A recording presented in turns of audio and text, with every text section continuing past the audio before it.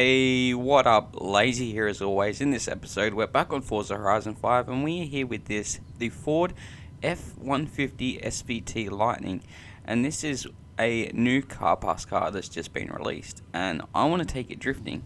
So let's jump in and get this build started. Okay, so for this build, not gonna lie, I'm gonna engine swap it straight away. There is a swap that I want to go for, but I'm gonna leave the V8 for a different video. I think you have an idea on what I want to do. I want to go with this, the racing 3-litre straight 6, so the 2J. I'm definitely leaving it rear wheel drive. It's pretty cool. This is essentially like an American Ute. I'm all for it. As for the body, I'm going to leave the front bumper stock. For the wing, oh, I like that, the tonneau cover and little wing at the back. Yeah, I'm definitely going for that. Sold. For the side skirts, all it adds is the mud flaps, so I'm not going to go with those. And as for the hood, it's hard to see, but yeah, I like that. I'm going to go for that as well. Alright, jumping into the tyres. I'm going to leave it on the stock tyre compound. I'm also going to leave it on the stock front tyre width, that's a 295, and it's a 295 in the rear as well. However, I'm going to take it up from an 18 to a 20 in the rear and in the front. Yep, for the rims, I'm going to go for something that shouldn't be on this ute. Or truck. I'm going to go with these, the Genesis CV203s. Yep, sold. And now we'll just bring the track width all the way out in the front and in the rear. Cool, now we can jump into the drivetrain. Definitely going to need an upgraded clutch. Yep, right there. This already comes with a 4-speed gearbox in it, so I'm just going to go up to the sport transmission. We can adjust the final drive from there. I'm going with an upgraded drive shaft and a drift diff. Cool, now jumping into the brakes. We definitely need to upgrade so we can adjust the biases. And I'm going to chuck it on drift suspension. Ooh, that's sexy. I like that. I like that a lot.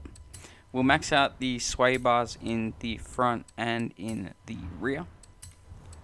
Definitely no cage. And we'll chuck the weight reduction on now. That's actually really heavy, but it's all over the front wheels, so I'm okay with that. This thing should be really light in the rear end. And as for the engine, I'm going to upgrade the fueling, ignition. I'm going to go with the valves, and I'm going to go up to a street block, so 994 horsepower, 705 foot-pounds at 3468 with a 54% front weight biased. Yeah, I can make that work. Awesome, so there is the build done. The paint is also done. Don't forget to like, comment, share, subscribe, all that awesome stuff. It's much appreciated. Cheers. Now let's drop in a tune. Okay, so for the tune, I'm going to leave the tyre pressures where they are at 36 psi in the front and 34 in the rear. That gearing isn't the best. It's really long, so I'm going to shorten it and bring it all the way to a 610. That should put fourth in a really nice spot. For the alignment, I'm going to go with 3.5 negative in the front and 2.5 negative in the rear for the camber with 0.2 toe out. All the rest of the suspension should be fine. However, I am going to lower the ride height in the front and in the rear. If you want to download this tune, share codes at the bottom of the screen. For the brakes, I'm going with my regular 30-140. Just bring this all the way up to right there, and we'll lock the diff at 100. We'll take the 5% out. Awesome, there we go. There's a tune. Now let's give this thing a rip.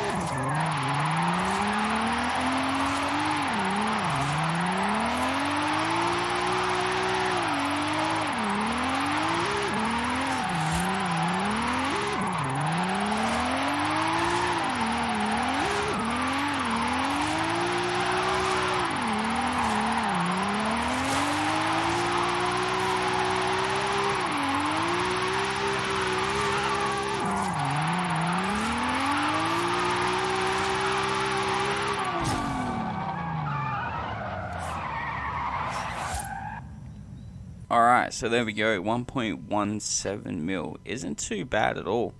But this thing handles how I thought it was going to. It's very light in the rear and very heavy in the front. It transitions really weird, but it holds really good angle.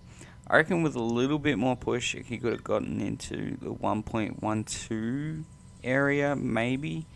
But that's it for the video for today. Thanks for watching, stay safe, and I'll catch you next time.